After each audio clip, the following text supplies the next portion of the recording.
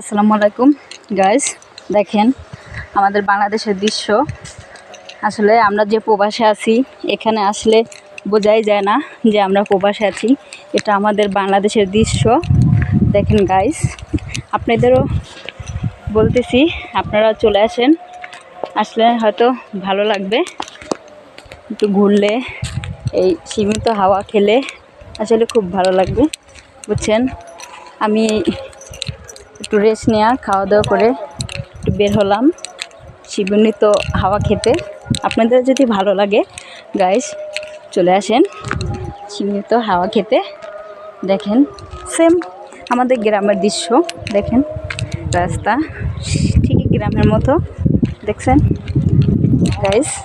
দেখেন আপনারা হয়তো অনেকে জায়গাটা চিনেন না, যে আমার জায়গাটা না চিনেন সে আমাকে কমেন্ট করতে পারেন, আমি বলে দেব এটা কোথায়, এটা কোন জায়গা।